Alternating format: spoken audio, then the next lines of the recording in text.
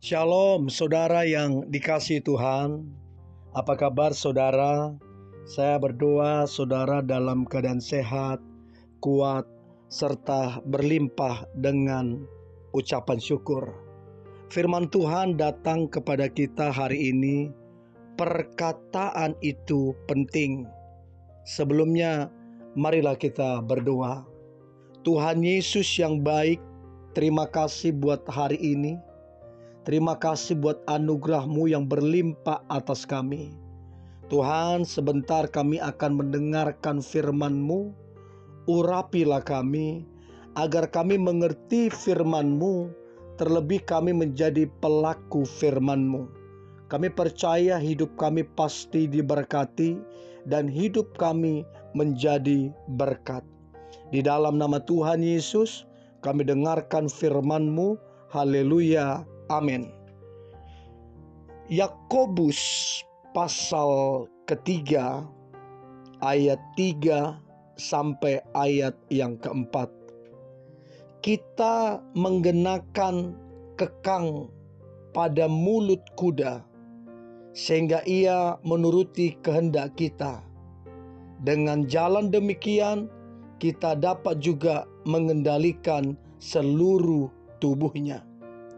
Dan lihat saja kapal-kapal, walaupun amat besar dan digerakkan oleh angin keras, namun dapat dikendalikan oleh kemudi yang amat kecil menurut kehendak jurumudi.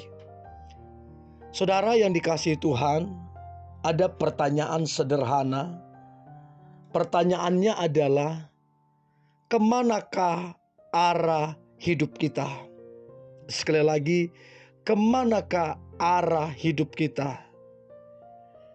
Kita akan berada di mana 10 tahun ke depan? Saudara dan saya ada di mana 10 tahun ke depan? Nah, ini akan sangat menentukan dari apa yang kita perkatakan, dari apa yang suka kita bicarakan, dari apa yang paling sering kita katakan. Itu akan sangat menentukan kita di mana 10 tahun mendatang. Saudara yang dikasihi Tuhan, lidah itu memang kecil. Karena kecil, seringkali dianggap tidak penting. Tetapi sesungguhnya lidah itu sangat besar kuasanya. Alkitab tadi berkata, kita mengenakan kekang pada mulut kuda, sehingga kita bisa mengendalikan seluruh tubuhnya. Demikian halnya dengan lidah. Jika kita bisa mengendalikan lidah kita, maka kita dapat mengarahkan seluruh hidup kita kemana kita akan pergi dan apa yang dapat kita perbaharui. Di dalam Kisah 12 pengintai, Bilangan 13 ayat 27 sampai 33. Ada 12 pengintai. Saudara, kita bisa melihat perbedaan antara nasib mereka dengan mereka yang memperkatakan yang negatif dan mereka yang memperkatakan yang positif. Kelompok 10 orang dengan kelompok Yosua dan Kaleb berbeda. Perkataan mereka berbeda. Perkataan sangatlah menentukan banyak hal.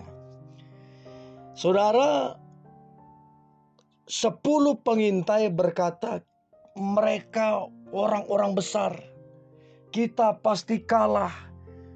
Kita pasti dengan sangat mudah dikalahkan. Yang 2 orang lagi berkata, Yosua dan Kaleb, Tuhan akan menolong kita. Tuhan menyertai kita. Tuhan akan memberikan kemenangan. Berbeda ucapannya saudara. Apa yang terjadi saudara? Maka Yosua dan Kaleb mengalami kemenangan yang luar biasa. Yosua dan Kaleb mengalami tanah Kanaan, tanah perjanjian. Jadi saudara, jangan main-main dengan perkataan. Perkataan itu mampu mengarahkan arah langkah dan tujuan hidup. Jangan sembarangan dengan perkataan. Yesus berkata, Anak Manusia datang bukan untuk dilayani, melainkan untuk melayani dan memberikan nyawanya menjadi tebusan bagi banyak orang. Saudara, Yesus mau supaya untuk saudara itu ditebus, untuk setiap saudara diselamatkan. Tapi semua itu tidak lepas dari perkataan dan lidah, apa yang kita ucapkan, apa yang kita perkatakan sehari-hari.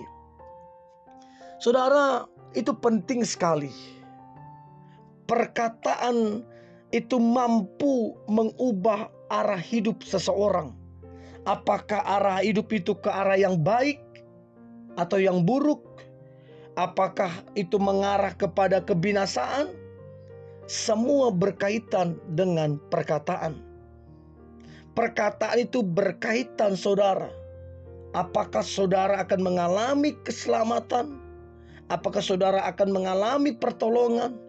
Apakah saudara akan mengalami pemulihan? Semua sangat ditentukan oleh perkataan.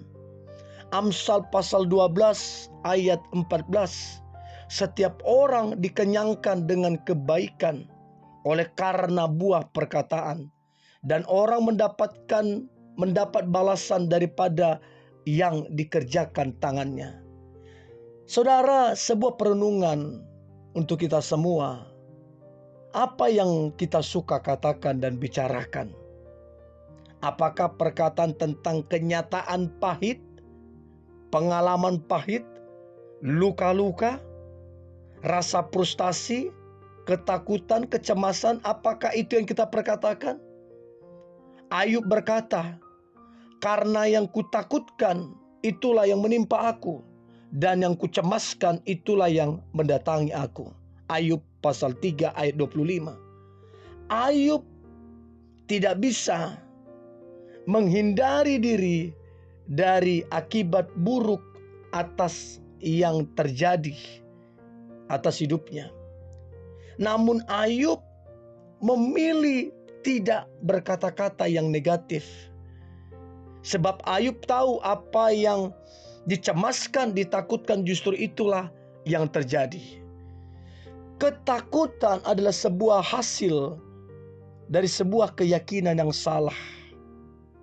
Untuk itu saudara, perlu sekali untuk kita menjaga perkataan sekalipun keadaan kita tidak baik. Penting sekali kita menjaga perkataan kita sekalipun sekeliling kita tidak mendukung kita. Kita mesti belajar dari seorang Daud. Ketika dia hendak dilempari pakai batu, Daud tidak menjadi takut, tapi firman Tuhan berkata dia menguatkan kepercayaannya, sehingga dia mengalami pertolongan Tuhan. Saudara, jika kita mau mengubah kehidupan kita, maka ubahlah perkataan kita. Ya, sekali lagi, kalau kita mau mengubah kehidupan kita menjadi lebih baik, maka ubahlah perkataan kita menjadi perkataan-perkataan yang positif, menjadi perkataan-perkataan iman, menjadi perkataan-perkataan yang firman tertulis kita ucapkan, sehingga kita mengalami hal-hal yang baik yang datangnya daripada Tuhan. Mari kita berdoa. Tuhan Yesus yang baik, terima kasih buat anugerah-Mu. Kami bersyukur untuk firman Tuhan ini. Kami diingatkan untuk kami berhati-hati dengan perkataan, sebab perkataan itu punya kuasa. Dan aku percaya umat-Mu yang memperkatakan hal-hal yang baik, yang memperkatakan kata-kata yang berkuasa, kata-kata yang datangnya daripada firman, maka aku percaya pemulihan terjadi atas mereka. Hidup mereka diberkati dan hidup mereka dipakai Tuhan. Dalam nama Tuhan Yesus, kami berdoa dan mengucap syukur. Haleluya. Amin.